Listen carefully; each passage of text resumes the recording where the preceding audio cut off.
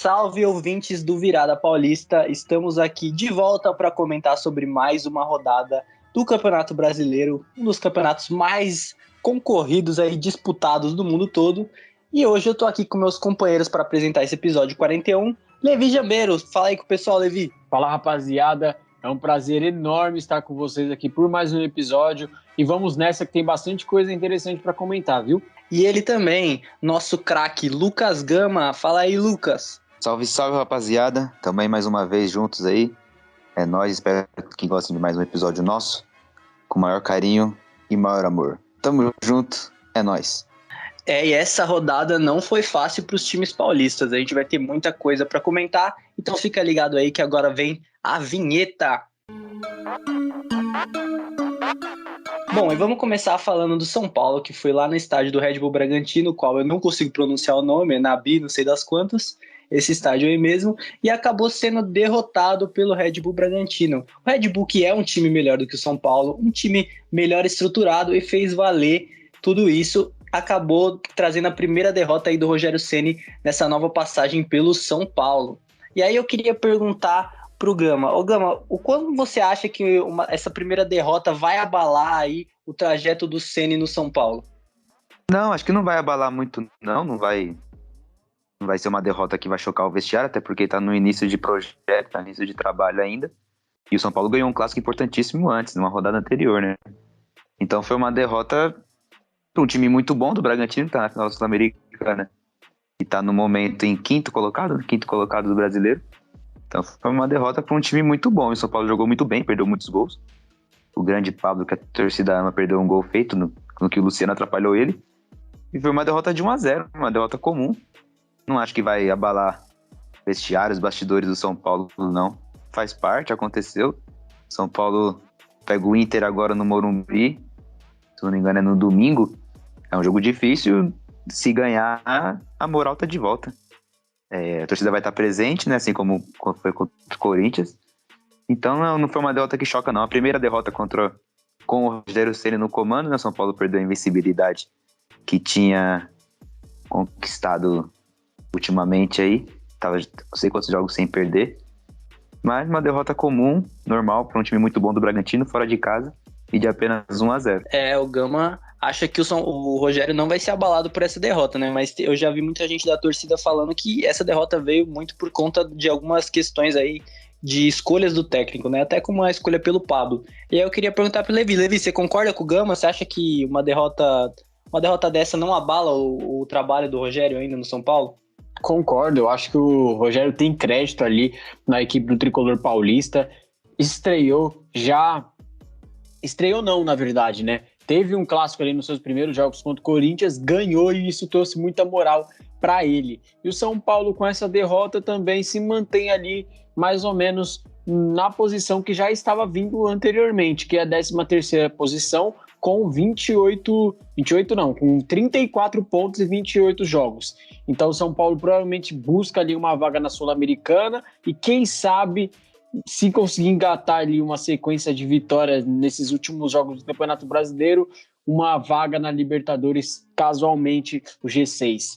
Então o São Paulo, nesse momento, vive um pouco mais tranquilo. Eu acredito que essa derrota não abala o trabalho do Rogério Ceni e nem os torcedores, até porque os torcedores não têm muitas expectativas com o time mais durante esse ano. Só completando também, né, que o São Paulo pode brigar pela Libertadores. Provavelmente não, né?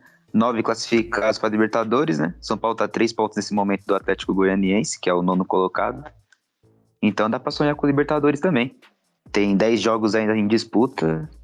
Não é absurdo o São Paulo brigar pela Libertadores e se classificar para pré-Libertadores, né? Isso aí, eu concordo com os dois. Eu acho que ainda é muito cedo para abalar as estruturas do Rogério. E ele é um cara que tem boas ideias, né? Um cara que é um bom técnico. E eu tenho certeza que essa derrota vai ser uma das poucas aí que São Paulo vai sofrer daqui pra frente. Eu acho que o Rogério vai conseguir fazer um bom trabalho, sim. Bom, agora a gente tem que falar do Palmeiras, né? Que venceu de virada contra o Sport, né? O único time paulista que teve sucesso aí tirando o Bragantino, óbvio, que teve sucesso aí nessa rodada. Tinha uma virada com lances polêmicos ali do Luiz Adriano mandando um chill para a torcida do Palmeiras, e o técnico Abel Ferreira falando que vão ter que engolir ele enquanto ele estiver aqui no Brasil. Mas eu quero perguntar pro Gama, Gama, o que você achou da atuação do Palmeiras contra o Sport? Sim, o Palmeiras começou o jogo aos 4 minutos, sofreu o primeiro gol do Leandro Barça, o Sport que estava com muitos desfalques, né? Tava com muitos desfalques, e o Palmeiras foi com o time padrão, né? O time que o Abel Ferreira encontrou para essa sequência de brasileiro. Mas o Palmeiras, desde o começo do jogo, eu estava assistindo a partida, né? Eu percebi, não, o Palmeiras vai ganhar esse jogo, vai virar a qualquer momento. O Palmeiras amassou o Sport, finalização e posse de bola. Então, a qualquer momento, o Palmeiras tinha essa impressão, né, que o Palmeiras ia virar a partida. E não deu outra no segundo tempo. Logo no comecinho do segundo tempo, o Luiz Adriano empatou com um gol inusitado, né? E no qual provocou a torcida. E o Felipe Melo, perto do finalzinho, fez a virada. O que eu acho estranho do Palmeiras é como eles estão chegando para a final da Libertadores, né? A torcida do Palmeiras criticou a Abel Ferreira, cantou músicas ofendendo o técnico, sendo que o técnico levou o Palmeiras para a final da Libertadores. Então é a torcida contra o técnico, em partes, né? O jogador contra a torcida, no qual o Luiz Adriano fez o gol e mandou a torcida ficar quieta por inúmeras críticas que ele vem recebendo.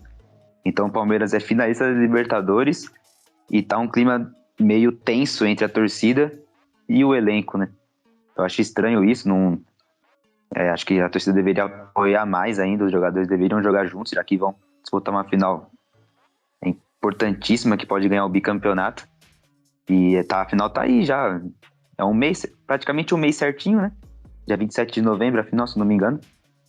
Então eu só acho estranho essa relação entre torcida e jogador. Mas o Palmeiras, pelo Brasileirão, tá naquelas, né? Tá jogando pra cumprir tabela, não dá pra ser campeão, claro. Dá, né? Por um milagre.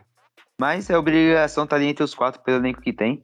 Tá mais se preparando mesmo pra Libertadores. Eu concordo com o Gama, eu acho que o clima tá bem estranho pra essa final da Libertadores que tá chegando. Tá chegando não, né? Vamos ser sinceros aqui que o jogo é só no final de novembro, a Conmebol tá de brincadeira.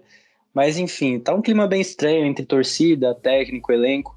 E então, vamos ver como é que o time vai levar isso até lá, né? Mas eu queria perguntar pro Levi. O Levi, parece que realmente o tempo do Luiz Adriano no Palmeiras tá acabando, né? Depois dessa daí, eu acho difícil ele continuar pro ano que vem. A torcida já tava pegando no pé dele, agora ficou ainda mais brava com o que ele fez ontem. O que você acha disso aí? Eu acho que uma atitude de ação e reação do Luiz Adriano. A torcida criticou, a torcida estava em cima. Aí, se a gente for dizer sobre isso, já é outra questão, já é outro assunto, né? A atitude do Luiz Adriano, a atitude da torcida com o Luiz Adriano, na verdade. Mas a atitude do Luiz Adriano foi de uma pessoa que estava se sentindo incomodada com as cobranças da torcida. Então, ele não pensou na atitude, ele não pensou nas consequências, ele simplesmente mandou a torcida ficar calada, né?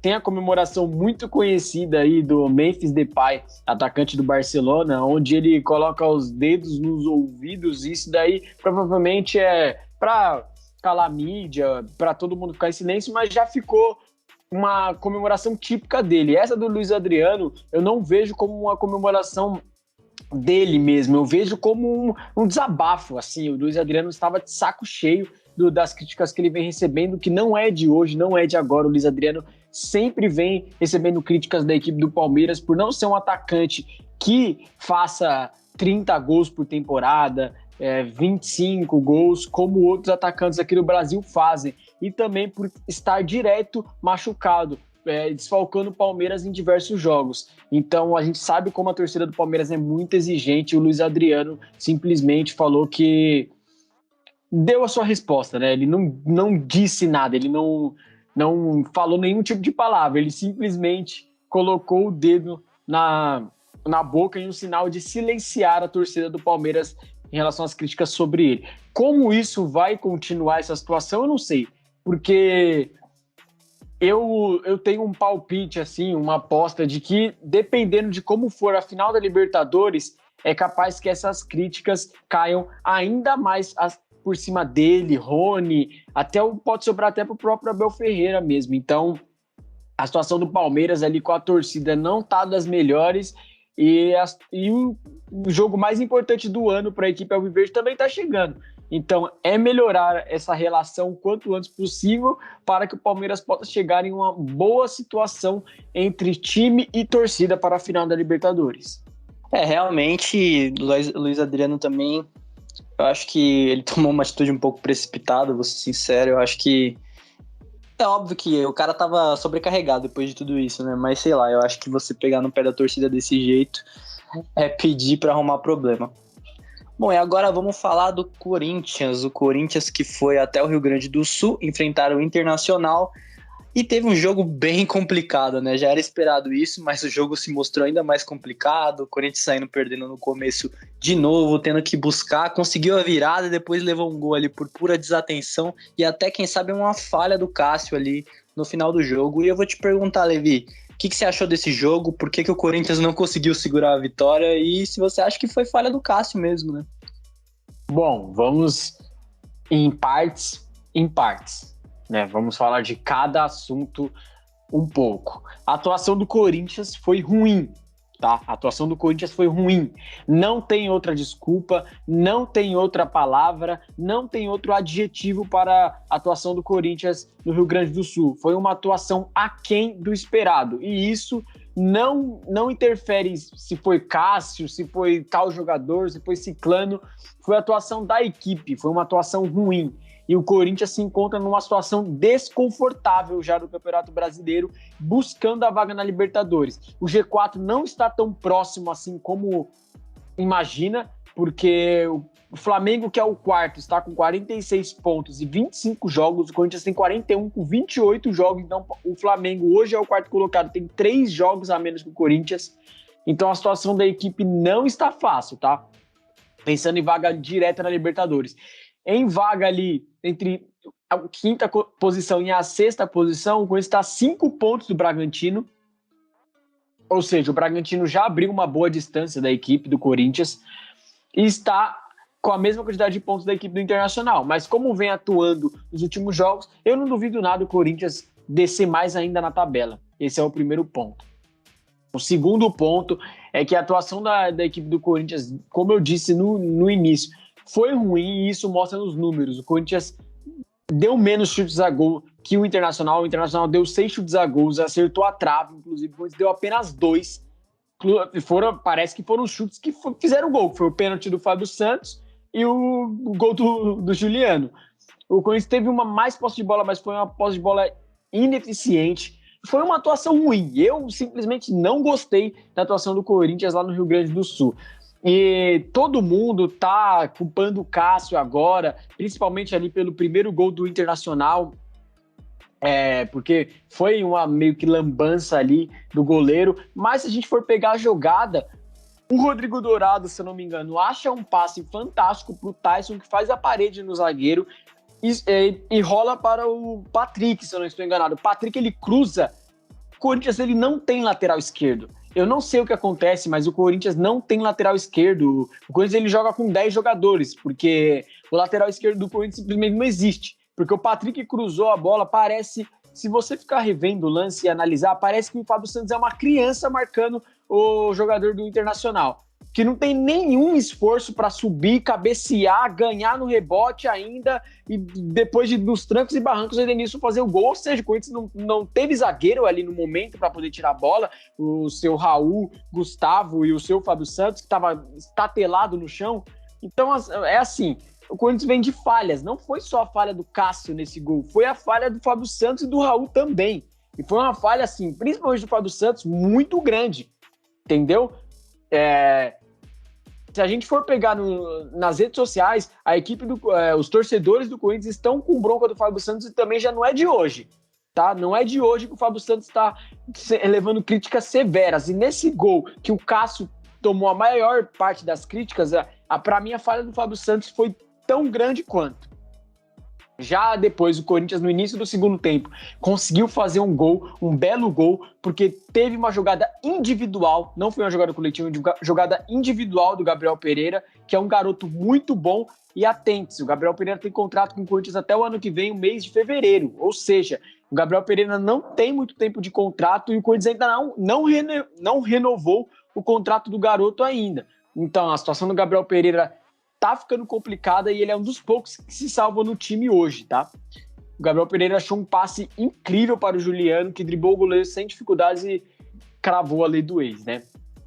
Depois ali o Corinthians ainda conseguiu a virada com uma jogada individual do Roger Guedes também, após passe do Renato Augusto.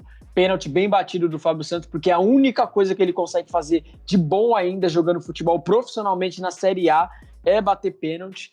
E no final do jogo o Corinthians toma um gol que ali não dá para saber se é... Na minha opinião, foi falha da marcação entre os zagueiros e os volantes.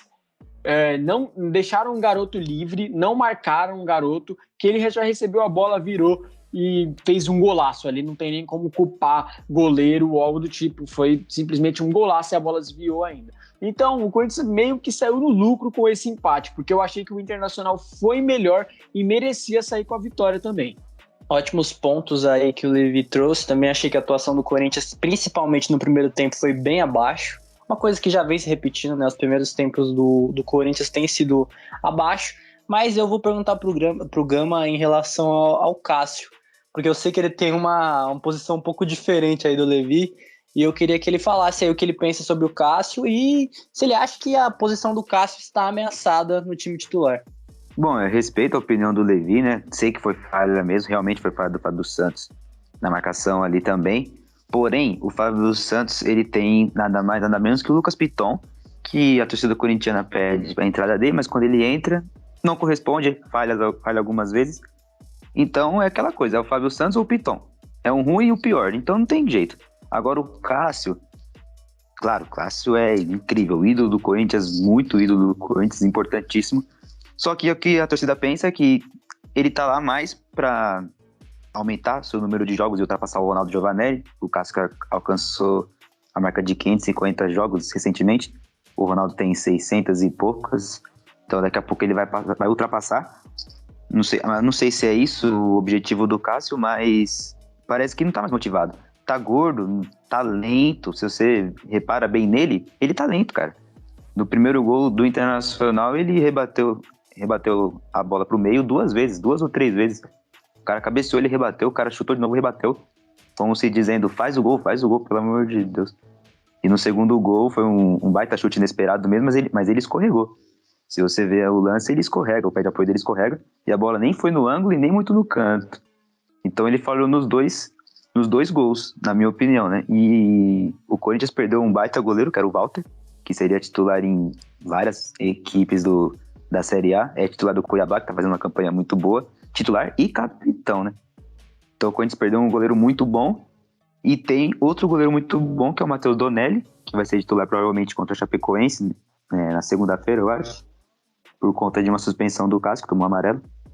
Então, o Corinthians pode perder também mais um outro goleiro, porque se continuar com o Cássio, insistindo no Cássio, o Matheus Donelli é muito novo, pode receber uma proposta para ir para fora da Europa, porque é um goleiro muito bom. Fez uma partida incrível contra o Palmeiras no Campeonato Brasileiro, no começo do ano. Brasileiro não, Campeonato Paulista no começo do ano. E voltou para o banco por conta que o Cássio é quem manda. Parece que o Cássio é quem manda no Corinthians. Se ele quer jogar, nenhum técnico tem coragem de barrar. Ano passado o Mancini, não lembro se o Cássio teve alguma lesão e o Mancini teve que colocar o Walter por algumas partidas sequenciais, e o Walter fechou o gol, fez uma partida contra o Atlético Paranaense na Arena da Baixada incrível, fechou o gol completamente, e no jogo seguinte o Cássio voltou. Então não é por mérito de qualidade de quem tá melhor a titularidade do goleiro do Corinthians. É por mérito de história mesmo, de ser ídolo. E isso eu não concordo. O São Paulo passou por isso também com o Rogério Ceni. O Ceni, todo mundo sabe que é o maior ídolo do São Paulo, junto com o Raí, talvez. Mas durante o final da sua carreira sofreu muito por conta da idade de ter chego, por conta de estar pesado, por conta de estar velho. E o São Paulo perdeu muitos jogos com muitas falhas do Ceni, grotescas. Tem outro exemplo também, o Marcos, do Palmeiras. Goleiro muito ídolo, mas que no final da carreira não tem mais a agilidade que era antes. Então tem certos pontos que quem acaba perdendo é o time. A história fica, mas o time continua. O Corinthians é muito maior do que o Cássio, então tem que jogar quem tá bem. Claro, tem que respeitar a história dele e tudo. Mas se tem goleiro melhor que ele na posição, pega um banco, pô. Pega um banco, deixa o goleiro bom, deixa o menino aí, Matheus Donelli, 19 anos, tá em crescente, tá em alta, deixa ele jogar. O Corinthians perdeu o Walter, toda vez que entrava, fechava o gol demais, e fora que com a bola no pé, né, o Corinthians jogava com a bola no pé, o Walter é muito melhor que o Cássio, mas tá perdendo chances aí, e se continuar assim, a tendência é piorar, né, porque eu não vejo o Cássio voltando a ser o goleiro de 2012, de 2015, então é algo preocupante para o torcedor do Corinthians, mas, né, vamos ver qual vai ser a decisão, não sei se o Cássio quer apenas bater os recordes, vamos vendo. Como o Gama tem essa opinião e bem enfática, no caso é uma opinião dele muito bem elaborada e que ele não vai mudar também, mas eu queria trazer um outro lado da moeda. Será que o Cássio anda tão ruim assim também? Por quê? Eu vou passar dados do SofaScore, que é um aplicativo que a gente gosta muito aqui no Virada, a gente pega a maioria das estatísticas lá e estatisticamente o Cássio já teve anos piores do que esse, tá? E a torcida do Corinthians é óbvio que não vai lembrar, porque às vezes era mascarado por outras situações, mas o Cássio já teve anos piores e anos que não estavam pegando tão bem. Uma estatística de dia 14/10/2021 que eles postaram.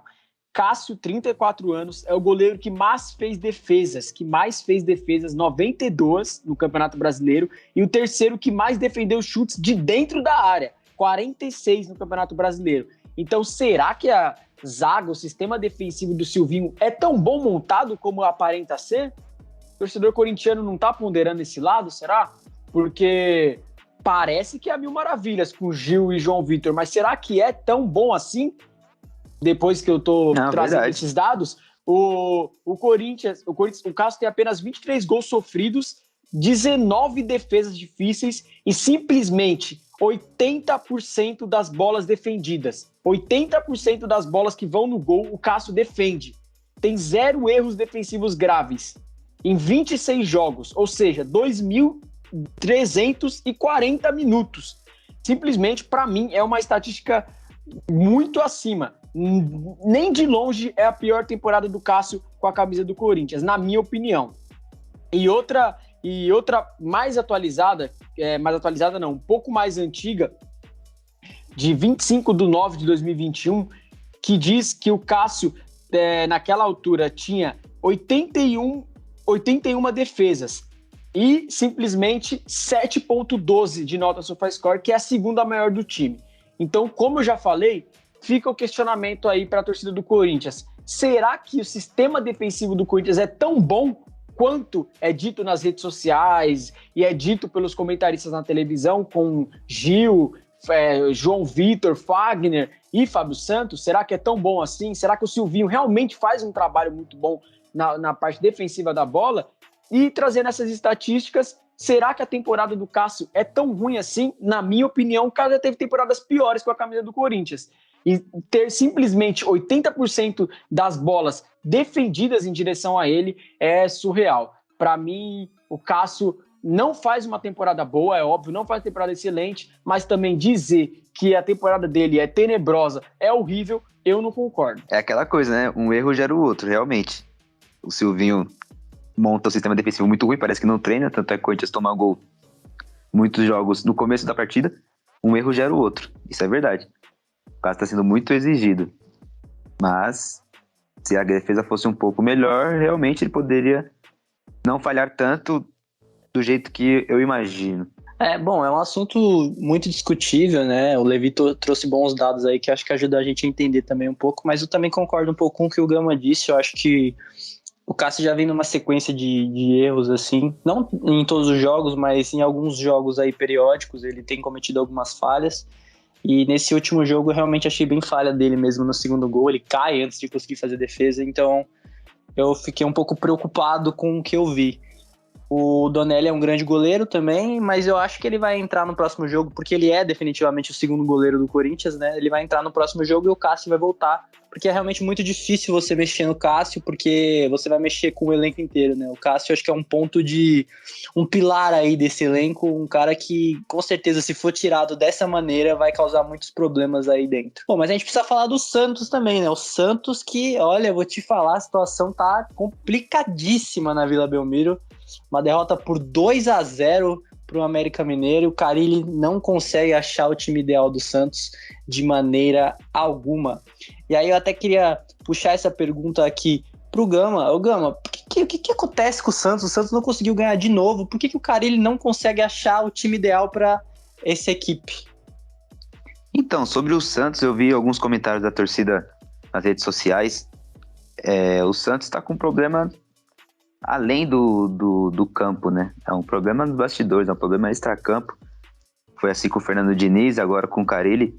Acho que até o Carille, falei até no episódio anterior que o Carille encontrou o time, na minha opinião, né? O meio campo ali, pelo menos, ele encontrou. Agora o problema é a zaga, né? Mas o meio campo deu para dar uma encontrada, que é o Camacho, Zanocelo, o Carlos Sanches, o Marinho, o Braga, às vezes o Felipe Jonathan ali mais pra frente. E o ataque era mais o Batistão, né? Esse jogo, acho que jogou o Tardelli, certo? Então, acho que a trinca ali do meio campo, ele encontrou. Só que o Santos tá com um problema muito grande que não dá pra saber, cara, não dá pra saber. Time grande, quando briga por rebaixamento, acontece alguma coisa que acho que o psicológico fica muito fraco, alguma coisa acontece e fica muito difícil de sair. O Santos jogou uma partida contra o Grêmio na Vila Belmiro, parecendo que era decisão, no qual era mesmo, né? Parecendo que era decisão, jogando intensivo, a torcida apoiando, a torcida jogando junto. Tem até a história do Sal Grosso lá, né? Que o torcedor jogou no VAR. E era uma final de campeonato. E esse jogo contra o América Mineiro, o Santos parece que estava morto, parecia que não tinha treinado, não estava a fim de jogar. O América deitou e rolou. O Jean Mota entrou no lugar do Camacho, que sentiu uma lesão, e foi expulso.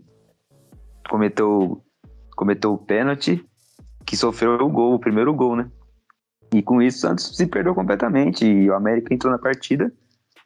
Na volta do segundo tempo já fez outro gol, fez o 2-0, e o Santos não teve reação. A torcida também critica muito o Carille por não colocar o garoto Ângelo, e colocou na última partida, né? Mas colocou já com 2-0 e não adianta, né? A torcida pede a titularidade dele, colocar os meninos da Vila para tentar resolver alguma coisa. Mas é aquela coisa, a gente sempre fala isso, todo mundo fala isso.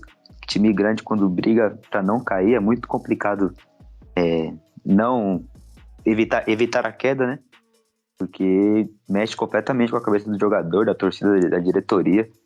Então é inexplicável a situação do Santos. Tem agora uma sequência incrível de dificuldade. Pega praticamente todos os times ali da parte de cima da tabela.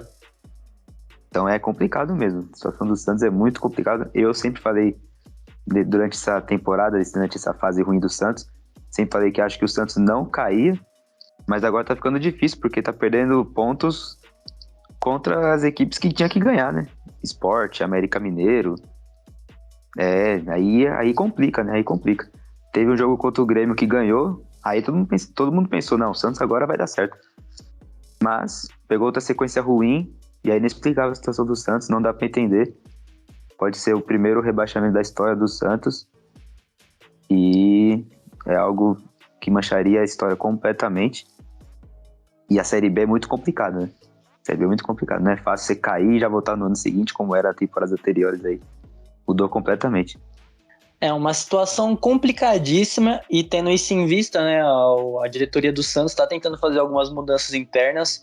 Acertou hoje com o Edu Dracena, que estava no Palmeiras e agora vai para Baixada Santista tentar ajudar o elenco a se reerguer, né? Vai ocupar um cargo lá na diretoria de futebol. Eu queria perguntar pro Levi. Levi, você acha que uma atitude como essa resolve alguma coisa? Você acha que o Edu Dracena, um cara campeão pelo Santos, pode fazer alguma diferença lá nos bastidores do time santista? Edu Dracena, que foi ídolo da equipe do Santos ali, tem história muito boa com a equipe santista, ocupa agora o cargo de executivo do Santos. Eu acredito que é mais para uma questão motivacional mesmo. O Edu Dracena vai tentar motivar ali os jogadores do Santos, já que ele vestiu a camisa do Santos e representou com a camisa santista. Então ele vai tentar ter uma certa influência nos vestiários da equipe e animar para que a equipe consiga sair dessa zona da degola do Campeonato Brasileiro, que o Santos se encontra na 17ª posição, dentro da zona de rebaixamento e numa situação um pouco desconfortável. Eu diria um pouco desconfortável para ser até legal com a equipe do Santos, aí, com os torcedores do Santos, mas é uma situação difícil. Então, o Edu Dracena eu vejo que vai agregar nesse sentido, numa questão mais motivacional, tentar ter um contato direto com os jogadores, para ter influência nessa reerguida do Santos. Então, vamos ver se vai dar certo. É um jogador ali que atuou 5 ou 6 anos com a equipe, com a camisa santista, se eu não estou enganado, teve excelente passagem, é novo ainda, tem 40 anos de idade, no cargo de executivo é novo, então não tem muito tempo que ele parou de jogar futebol profissionalmente, então ele sabe qual que é a realidade dos jogadores, sabe como os jogadores sentem, sabe o que os jogadores passam, e ele viveu o Santos Futebol Clube, então ele vai conseguir ajudar nesse sentido aí, e quem sabe o Santos consiga escapar da zona do rebaixamento do Campeonato Brasileiro de 2021. O Edu Dracena, né, levantou a taça da Libertadores 2011 do Santos, e recentemente ele tá com um projeto, né, meio gestão, assim, podemos dizer, né, era assessor técnico do Palmeiras, se não estou enganado, e agora vai pro Santos, como o Levi disse, para cuidar desses bastidores aí, o que é muito importante num momento tão complicado desse, é um cara líder, um cara que tem história, um cara que é ídolo do time, e que a torcida ama, né. Então é algo positivo que o Santos conseguiu fazer. O Eda conseguiu essa vida do Edu Dracena, que pode ser algo muito bom para os jogadores, para dar uma amenizada nos bastidores ali. Pode ser que dê certo. Bom, a gente vai ficando por aqui, vai se encerrando o episódio número 41 do Virada Paulista. E eu vou me despedir dos meus companheiros aqui que me ajudaram a debater sobre todos esses assuntos. Levi, se despede do pessoal aí. Rapaziada, muito obrigado por mais uma vez estar aqui com a gente no nosso episódio. Então, faça o que a gente sempre pede, curte, compartilha com os amigos, segue a gente nas redes sociais e vamos até o episódio 42. Espero vocês lá, viu? Você também, Gama. Dá um abraço aí pro pessoal. Valeu, rapaziada. Obrigado por mais um episódio aí. Encerramos esse daqui por hoje.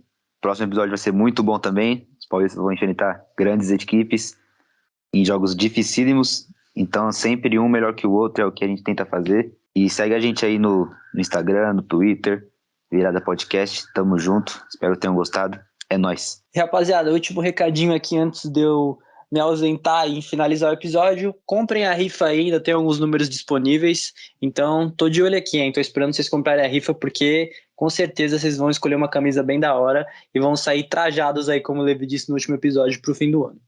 Então é isso, gente. Muito obrigado. Até o próximo e falou!